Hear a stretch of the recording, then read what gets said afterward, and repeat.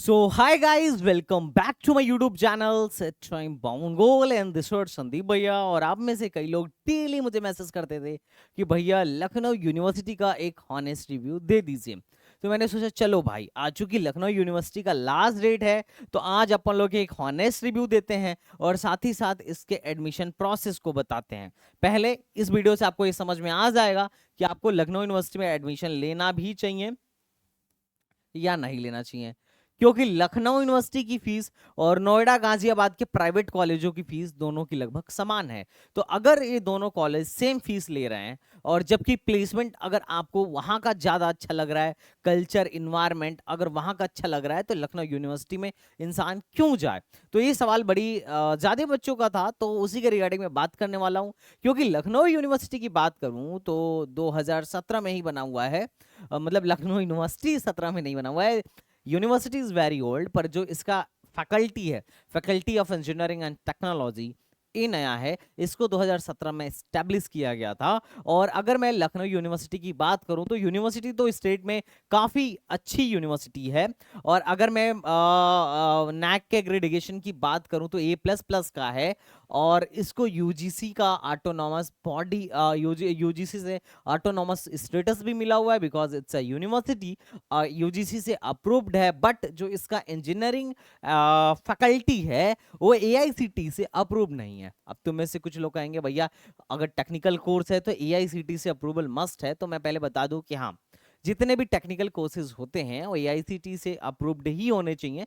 But क्या है कि अगर यूजीसी से अप्रूवल मिला हुआ है तो भी चल जाता है।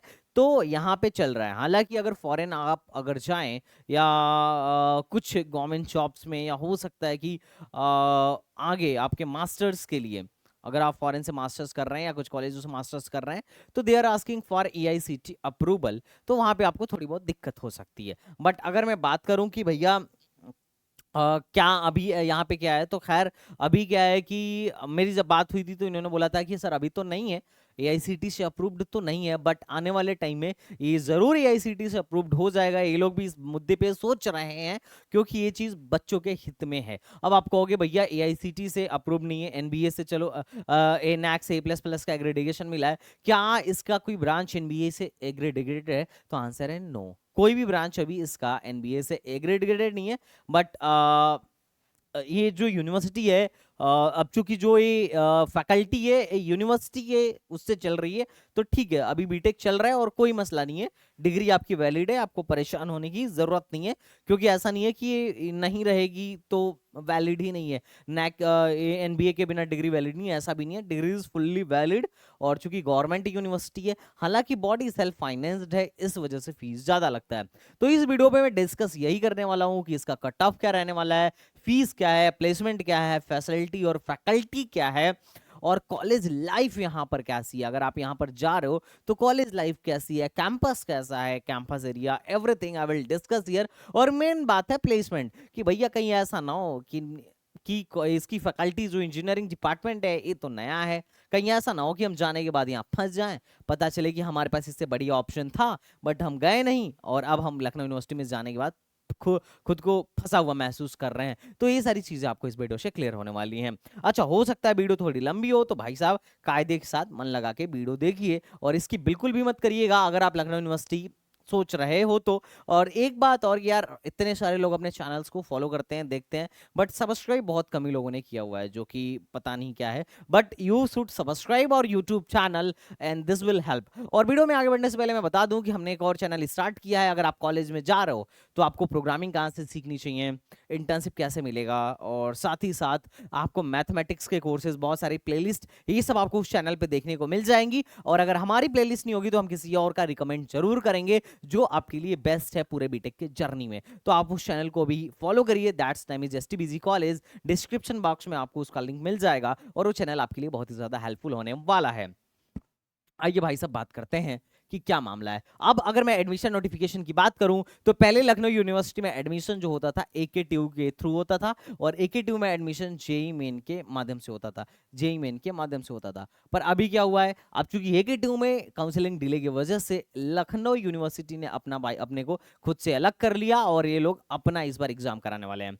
Not only exam, next year से ऐसा हो सकता है कि लखनऊ यूनिवर्सिटी वाले एग्जाम ही नहीं, अपनी काउंसलिंग ही नहीं, अपना एग्जाम भी खुद से कराएं। तो अभी ये लोग अपनी काउंसलिंग खुद से कराएंगे, नेक्स्ट ईयर से जेईई मेन के बजाय हो सकता है कि ये लोग अपना एग्जाम भी खुद से लें। तो नेक्स्ट ईयर से जो हिसाब किताब होगा आई विल टेल यू। अगर मैं यहाँ ब्रांचेस की बात करूं तो सिविल में 60 सीट है, कंप्यूटर में 120 सीट है, एआई में 120 सीट है, ईसी में 60 सीट है, मैकेनिकल में 60 सीट है, और इलेक्ट्रिकल में भी 60 सीट है। बाकी फार्मेसी सीयूईटी से इस बार होने वाला है, सीयूईटी यूजी से होने वाला है, आपका पीसीएम या पीसीबी मस्ट है यहाँ पे, ठीक है, और बाकी आपका एमसीए भी सीयूईटी पीजी से होने वाला है। तो ये ओवरऑल सीट्स हैं। अच्छा, अब जो ब्रांच है ना, इसका चॉइस फिलिंग भी हमें इसी हिसाब से करना है। सबसे पहले कंप्यूटर साइंस, उसके बाद एआई, उसके बाद ईसी, उसके बाद चौथे पे इलेक्ट्रिकल, पांचवे पे मैकेनिकल, छठवें पे सिविल। मैं यहाँ के प्लेसमेंट रेशियो के हिसाब से बता रहा हूँ कि इसी हिसाब से आपको चॉइस फिलिंग करनी है। बट एनीवे चलिए थोड़ा सा आगे बढ़ते हैं और एडमिशन प्रोसेस के बारे में और समझते हैं। तो एलिजिबिलिटी क्या है, बीटेक में 45% आपके, सॉरी 12th में आपके 45% मार्क्स होने चाहिए, और इनकेस आप SC/ST कैंडिडेट 40% भी चलेगा। सेम AKTU वाला ही कॉम्पिट है, टेंशन मत लो। बी फार्मा में भी सेम और MCA में भी सेम। अगर जेईई मेन जो बीटेक है वो जेईई मेन के आधार पे होगा, बी फार्मा सीयूईटी के आधार पे होगा, और एमसीए सीयूईटी पीजी के मार्क्स के बेसिस पर होगा। अब मोड ऑफ एडमिशन तो I have already told you. Last date है चूंकि 60 सितंबर रजिस्ट्रेशन का लास्ट डेट है, और रजिस्ट्रेशन फीस है मात्र 100 रुपए। तो मैं तो कहूंगा कि भैया आप अप्लाई कर दो। अच्छा, आपको अप्लाई करना है चाहिए या नहीं करना चाहिए, ये वीडियो देखने के बाद इसी वीडियो में 10 मिनट के अंदर आपको फुल्ली समझ में आ जाएगा कि either you have to apply in Lucknow university or not. तो आगे बढ़ते रहिए मेरे साथ। तो चलिए आगे बढ़ते हैं। एडमिशन प्रोसेस के बारे में बात करूं तो सबसे पहले आपको क्या करना है, आपको इस वेबसाइट पे जाना है, अभी मैं जाके दिखाऊंगा, और उसके बाद से आपको ऑनलाइन फॉर्म फिल करनी है। आधार का बेसिक इंफॉर्मेशन, फलाना ढिमकाना, डेट ऑफ बर्थ और आधार कार्ड डालना है, और उसके बाद अगर आपके पास कोई कैटेगरी है तो आपको कैटेगरी भी डालना है, ठीक है। और ओबीसी सर्टिफिकेट आपका इशू बिफोर, मतलब इसके बाद का होना चाहिए, मतलब एक एक सितंबर 2022 के बाद का ही ओबीसी सर्टिफिकेट होना चाहिए। इसका मतलब ये कि इस फाइनेंशियल ईयर वाला नहीं, पुराने से पुराने फाइनेंशियल ईयर वाला भी चल जाएगा, क्योंकि 3 साल के लिए, 3 ईयर के लिए हमारा सर्टिफिकेट वैलिड होता है। पर जोसा और AKTU वाले सिर्फ नए फाइनेंशियल ईयर का मांगते हैं। अब बाकी परसेंटेज फिल करिए, फलाना ढिमकाना फिल करिए, और अपने ब्रांच की चॉइस फिलिंग करिए कि कौन सा ब्रांच आप चाहते हैं, क्योंकि उसी चॉइस फिलिंग के आधार पर आपका मेरिट बनेगा और आपको ब्रांच अलॉट किया जाएगा। अब सिंपल सा बात है कि आपको एक बार रजिस्ट्रेशन प्रोसेस जब आप कर देंगे तो आपके ऑल इंडिया रैंक के हिसाब से और कैटेगरी रैंक के हिसाब से, जैसे AKTU में एडमिशन होता है वैसे ही यहाँ पे आपको सीट दी जाएंगी। तो a cut off corresponding to the available seat will also displays on the website on 12 सितंबर। 12 सितंबर को एक कट ऑफ आपका डिक्लेयर हो जाएगा, और student having merit within the declare cut off have to appear online counselling. जैसे ये लोग एक कट ऑफ दे देंगे कि यहाँ से यहाँ तक वालों को हम कंप्यूटर दे रहे हैं, यहाँ से यहाँ तक वालों को हम ये दे रहे हैं, यहाँ से यहाँ तक वालों को हम ये दे रहे हैं। तो अगर आप उस रैंक में आते हैं तो आपको ऑफलाइन उस ब्रांच के लिए ऑफलाइन काउंसलिंग के लिए जाना होगा। और जब आप ऑफलाइन काउंसलिंग के लिए जाएंगे तो पहले सेमेस्टर का फीस लेके जाएंगे, क्योंकि भाई साहब डायरेक्ट वहां पे पूरा एक सेमेस्टर का आपका फीस लग जाएगा। अब आप कहेंगे भैया ये कहाँ है, तो देखो, the offline counselling will be conducted at faculty of engineering second campus. ये मेन कैंपस में नहीं है इनका, फैकल्टी ऑफ इंजीनियरिंग ये सेकंड कैंपस में जानकीपुरम में है। ये जानकीपुरम वही है जहाँ पे IIT लखनऊ है। तो ये IIT लखनऊ के जस्ट पीछे ही है, मतलब अगल बगल में ही ये दोनों यूनिवर्सिटीज, ये दोनों इंस्टीट्यूट्स हैं। तो ड्यूरिंग सितंबर 13 को आपको जाना होगा, through which seat will be allotted the candidate as per choice preference. आपके चॉइस प्रेफरेंस के आधार पे सीट वहां पे अलॉट किया जाएगा, और फलाना ढिमकाना वही, मतलब सिंपल ये है कि आपको सबसे पहले रजिस्ट्रेशन कर देना। रजिस्ट्रेशन करने के बाद से आपको चॉइस, आप जिस हिसाब से चॉइस फिलिंग किए होंगे उसी हिसाब से आपको बुलाया जाएगा। एक मेरिट लिस्ट निकलेगी, और अगर उस मेरिट लिस्ट में अगर आप आ रहे हैं तो आपको अपना सारा पैसा लेके जाना है। कहाँ जाना है? वहीं लखनऊ जानकीपुरम में ही जाना है, जो इनका सेकंड कैंपस है वहीं पे आपको जाना है। और आपकी सारी की सारी एडमिशन प्रोसेस, जो उसकी फॉर्मेलिटीज हैं वही पूरी करी जाएंगी, हाथों हाथ आपको सीट अलॉट कर दिया जाएगा। ये पहले राउंड की बात चल रही है। अगर मान लो सीट इसके बाद भी बच जाता है तो, अगर इसके बाद भी अगर सीट बच जाता है तो हो सकता है नेक्स्ट राउंड भी हो, और उसके बाद भी अगर सीट बचता है तो हो सकता है एक और राउंड हो। पर अभी इन्होंने पहले राउंड के बारे में ही इंफॉर्मेशन दिया हुआ है। अब तुम्हारे मन में आता है कि भैया एक बात बताओ, एक बात बताओ, कैसे रजिस्टर करना है? तो मैं तुम्हें बता देता हूँ। ये लखनऊ यूनिवर्सिटी की वेबसाइट है, यहाँ पर आपको जाना है, और जाने के बाद से, यहाँ पर जाने के बाद से कुछ नहीं करना है आपको। Name, middle name, last name, ठीक है, date of birth, email ID, mobile number, ये सब ये सब डाल देना है। ठीक है, डालने के बाद से आपको थोड़ा सा आगे बढ़ना है। ओके। ओ,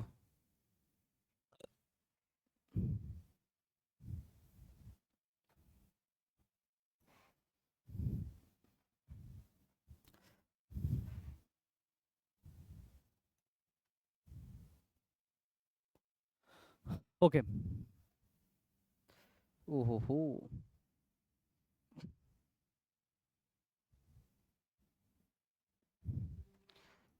ठीक है।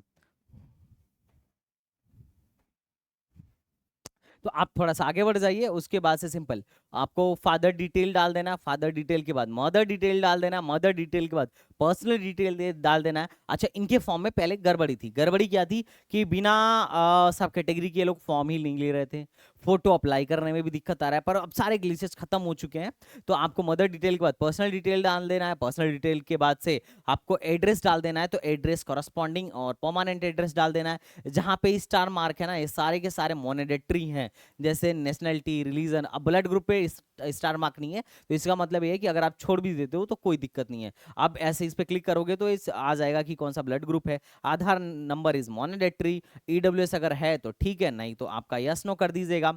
उसके बाद से आपको एड्रेस अपना डालना है। एड्रेस डालने के बाद से अल्टरनेटिव फोन नंबर डालना है, सारा सिंपल भर देना है। उसके बाद अप्लाइड फॉर, तो यहाँ से आपको सेलेक्ट कर लेना है कि I am going to apply for BTech.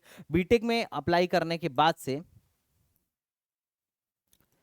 BTech में अप्लाई करने के बाद से आपको सिंपल सा एक काम करना है, क्वालिफिकेशन डिटेल डाल देनी है। क्वालिफिकेशन डिटेल डालने के बाद से, क्वालिफिकेशन डिटेल डालने के बाद से आपको जेईई मेन का स्कोर कार्ड अपलोड करना है। कौन सा वाला? जिसमें फाइनल आपका रैंक हो। और उसके बाद आपको जेईई मेन का सीआरएल रैंक डाल देना है। ये दोनों बहुत ज्यादा जरूरी है।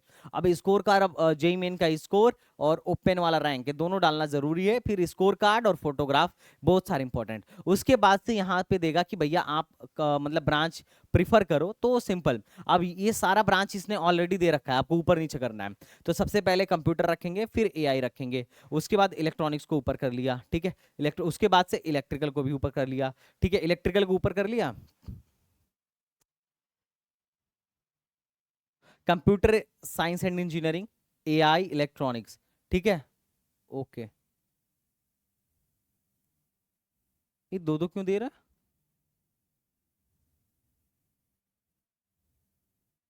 वैसे इसमें आई थिंक ग्लिच है, ठीक है। तो हमें क्या करना है, हमें क्या करना है, सिंपल, इलेक्ट्रिकल फिर मैकेनिकल फिर सिविल कर लेना है। मतलब कंप्यूटर को हमें ऊपर रख लेना है। अगर बेसिकली मैं बात करूं ब्रांच प्रेफरेंस की, ब्रांच प्रेफरेंस की, तो ये सारा ब्रांच वहीं दे दिया आपको, बस ऊपर नीचे करना है। तो ब्रांच प्रेफरेंस में अगर मैं बात करता हूं आपके, तो आपको पहले सीएससी रखना है। अब थोड़ा सा नया है ना इनका, तो हो सकता है थोड़ा ग्लिच हो, या क्या पता एबीएफडब्ल्यू देने के मूड में आ जाए। सीएससी, सीएससी विथ एआई, उसके बाद ईसी, उसके बाद electrical, then mechanical, then civil. हाँ, अगर आप सिविल इंटरेस्टेड हैं तो आप सिविल को ऊपर रख सकते हैं, मैकेनिकल को नीचे रख सकते हैं। मैंने एक जनरल ऑर्डर दिया है, आपको जिस ब्रांच से ज्यादा प्यार हो उस ब्रांच को आप ऊपर रखिए, कोई तकलीफ वाली बात नहीं है, ठीक है। तो I hope are you getting my point. तो सिंपल सा फंडा है, आपको बस ऐसे ही भर देना है। ये कोई बहुत बड़ा रॉकेट साइंस नहीं है, कोई गरुड़ पुराण नहीं है। उसके बाद ये सब करके और यहाँ पे कैप्चा वैप्चा डाल के फी पेमेंट पे चले जाइएगा। फी पेमेंट कितने का है? 100 रुपया का फी पेमेंट है। उसके बाद से कंफर्मेशन एंड रिसिप्ट आप डाउनलोड कर लीजिएगा। ये रिसिप्ट लेके आपको वहां जाना पड़ेगा, सिंपल। तो आई होप आपको मेरी बातें समझ में आ रही होंगी कि what I am saying to you. तो आपको ये मामला तो समझ में आ गया कि भैया कैसे प्लेस में कैसे अपना अपना काम होने वाला है, कि अपन लोग कैसे करने वाले हैं, ठीक है। सिंपल एडमिशन का प्रोसेस। अब आता है कि क्या इसमें रिजर्वेशन होगा, तो हाँ भाई रिजर्वेशन होगा। तुम में से कुछ लोगों को रिफंड पॉलिसी के बारे में पूछना होगा कि भैया अगर मैं अभी लखनऊ यूनिवर्सिटी में डाल दूं और बाद में अगर मुझे एकेटिव में कुछ अच्छा मिल जाता है और अगर मैं रिफंड करवाना चाहूँ तो क्या रिफंड हो सकता है? तो देखो वैसे तो यूजीसी का गाइडलाइन जो होता है उसका ये होता है कि भाई एडमिशन के 1 महीने तक आप रिफंड कर सकते हो, या फिर अपने काउंसलिंग के अपने मतलब स्पॉट काउंसलिंग लास्ट काउंसलिंग से पहले तक अगर कोई बंदा आ रहा है तो आप रिफंड कर सकते हो। इन दोनों में से जो भी कंडीशन इनका पहले फुलफिल हो रहा हो उसी पे बंद कर देते हैं। तो इनका अभी पता करना पड़ेगा, इन्होंने ऐसा कोई रूल बुक नहीं निकाला है, जैसे रूल बुक निकालेंगे आई विल टेल यू।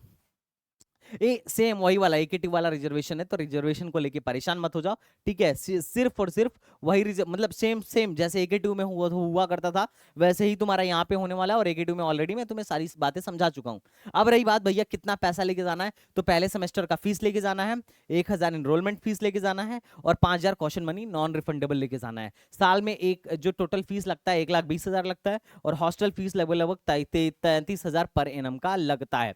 ये सारे डॉक्यूमेंट आपको डॉक्यूमेंट वेरिफिकेशन के टाइम पे लेके आने हैं, 10th 12th, और अगर आप डिप्लोमा या एमसीए वाले हो तो ये बीसीए बीएससी जो भी है। उसके बाद result of entrance conducted by, मतलब आपका जेई मेन का रिजर्वेशन कार्ड और रिजर्वेशन सर्टिफिकेट अगर है तो जेई मेन का रिजल्ट और रिजर्वेशन सर्टिफिकेट, अगर आप कोई रिजर्वेशन क्लेम कर रहे हो तो ये होना ही चाहिए। और अगर कोई और डाउट हो तो आप इस हेल्पलाइन नंबर पे कॉल करिएगा, they will try to help you. हालांकि ज्यादातर कॉल तो उठाते नहीं है, बट फिर भी उन्होंने दे रखा है, वो बहुत अच्छी बात है।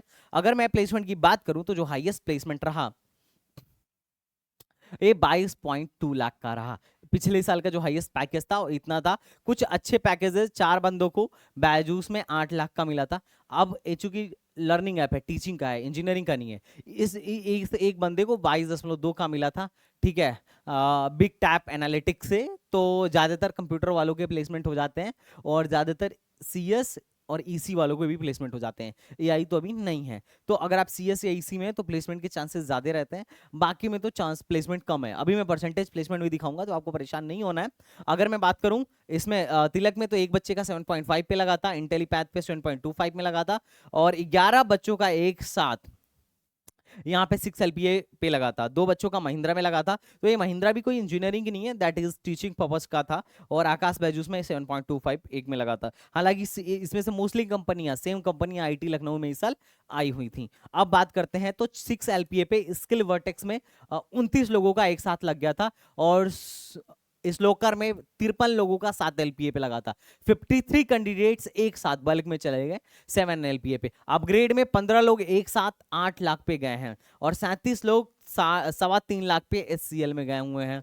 और उसके बाद मतलब 23 लोग यहाँ पे 6.5 एलपीए के पैकेज पे गए हैं, और 22 लोग 6 एलपीए पे गए हुए हैं, और 8 लोग 5 एलपीए पे गए थे। तो ठीक है, प्लेसमेंट होता है। अगर एवरेज पैकेज की बात किया जाए तो 5 एलपीए, मीडियन पैकेज की बात किया जाए तो 3.66 एलपीए। अगर मैं ओवरऑल जो यूनिवर्सिटीज हैं जो एकेटिव में पार्टिसिपेट करती थी, अगर उसमें से मैं सबसे बढ़िया यूनिवर्सिटी की बात करूं तो that is our Lucknow university, जो अभी इतना नया है, 2017 में आया है, फिर भी इतना बढ़िया फोड़ रहा है। तो आगे आने वाले 4 साल में ये बहुत अच्छा कर लेगा, और एआईसीटी से भी अप्रूवल में भी 2-3 साल में इसको मिल जाए। अगर मैं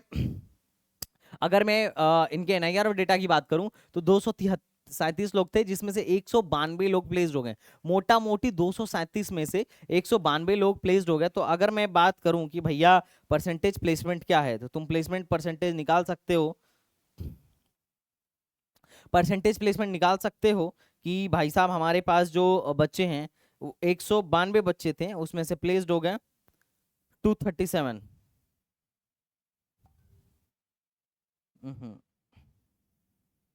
81%, 81% का प्लेसमेंट है। तो भाई नोएडा गाजियाबाद में भी तो ऐसा ही परसेंटेज प्लेसमेंट है। तो अगर परसेंटेज प्लेसमेंट के हिसाब से बात करूं तो एक कॉलेज सही है। मीडियन सैलरी 3.366 दिख रहा है। अभी पहला बैच एनआईआरएफ में आया था, क्योंकि उससे पहले जितने थे सब में 0 था। तो ये अभी पहला बैच था जिसमें 3.66 एलपीए का मीडियन सैलरी दिख रहा है। तो ओवरऑल तो ठीक है ना यार, ओवरऑल तो ठीक है, कोई मसला नहीं है। आने वाले टाइम में हो सकता है कि ये काफी अच्छा करे, और ये करेगा भी। ये कुछ कंपनीज है जो यहाँ पे विजिट करती हैं, और अभी इसका लेटेस्ट जो प्लेसमेंट का ऑर्डर है वो भी आपको मिल जाएगा। अब जैसे ही वो एक्टिव होता है उसका लिंक उसको भी मैं आपको टेलीग्राम चैनल पे डाल दूंगा। तो टेलीग्राम चैनल आप डाउनलोड कर लीजिए, टेलीग्राम चैनल हमारा ज्वाइन कर लीजिए, लिंक डिस्क्रिप्शन बॉक्स में होगा। और ये आपका हॉस्टल डिटेल है, साल का 33 के ही लगता है, विच इज वेरी लेस। ठीक है, तो मेन कैंपस या सेकंड कैंपस जो भी हो, कॉलेज ठीक है। कॉलेज अगर मैं बोलूं तो सेकंड कैंपस उतना बड़ा नहीं है, पर लखनऊ यूनिवर्सिटी का कैंपस बहुत बड़ा है, काफी ग्रीन ग्रीन कैंपस है, और लखनऊ में तो मतलब काफी नाम है इसका, तो ठीक है। आईटी लखनऊ के जस्ट बगल में है, एटमॉस्फेयर भी अच्छा है, और हॉस्टल्स पहले नहीं थे पर अब बन गए हैं, तो एवरीथिंग इज ओके ओके सा है, तो आप कंसिडर कर सकते हो। पर मोन प्रॉब्लम वही है कि ना तो नैक से एग्रीडिएटेड है, ना ही एआईसीटीई से अप्रूव्ड है। ठीक है, तो ये सारी चीजें हैं जो आपको समझ में आ गया होगा। अब मोटा मोटी अपन लोग बात करते हैं कि भैया कट ऑफ क्या जाने वाला है, तो ये 2022 का डेटा है, उसके हिसाब से पहले कट ऑफ देखते हैं। सीएससी जो है जनरल कैटेगरी में 1,35,000 पे बंद हो गया था। पहले यहाँ पे होम स्टेट वाले एलिजिबल नहीं थे, अदर स्टेट वाले एलिजिबल नहीं थे, सॉरी अदर स्टेट वाले नहीं भर सकते थे, पर इस साल से ये लोग अदर स्टेट वालों का भी ले रहे हैं form. EWS 1,78,000, OBC 1.69, SC category 3,56,000, civil civil की बात करूं तो 4,28,000 तक ओपन में मिलता है, और ईडब्ल्यूएस की बात करूं तो 7,81,000 तक मिलता है, और सिविल ईडब्ल्यूएस में मतलब ओबीसी कैटेगरी में 6,77,000 तक मिलता है, और एससी कैटेगरी में 8 लाख रैंक तक लास्ट ईयर मिला था।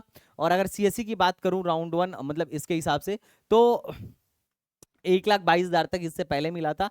इलेक्ट्रिकल इंजीनियरिंग की बात किया जाए तो 3,67,000 तक, इलेक्ट्रॉनिक्स की भी आप बात किया जाए तो 2,17,000 तक, मैकेनिकल की बात किया जाए तो 8 लाख तक, और सिविल की बात किया जाए तो 8,46,000 तक उसके पिछले साल में मिला हुआ था। तो ये एक जनरल ऑर्डर था, ठीक है, जिससे तुम्हें आपको आइडिया मिल जाएगा। मतलब मोटा मोटी अगर बोला जाए ना, तो अगर 1.5-2 लाख रैंक है तुम्हारी, तो ठीक है, चांस है कि तुम्हारा एडमिशन यहाँ पे हो जाएगा, तो ज़्यादा परेशान मत हो सीएस या फिर एआई में। और अगर तुम्हारी रैंक 2.5 से 3 लाख भी है, 2.5 लाख तक भी है, तो तुम इलेक्ट्रॉनिक्स क्या कर सकते हो कि आराम से एक्सपेक्ट कर सकते हो, और 3.5 लाख है तो इलेक्ट्रिकल एक्सपेक्ट कर लेना, और अगर 5-6 लाख भी है तो भी सिविल मैकेनिकल एक्सपेक्ट कर लेना कि यहाँ पे तुम्हारा नाम आ जाएगा। हालांकि इस बार ये अलग से ले रहा है तो पता नहीं क्या रहे मामला, लेकिन ये टोटल कट ऑफ एनालिसिस था। तो कट ऑफ का मामला वो तुम्हें समझ में आ गया होगा कि अगर सीएससी लेना है तो भाई साहब कम 1 से लेके 1.7 लाख के बीच में ही होना चाहिए, तो सीएससी या एआई लिया जा सकता है।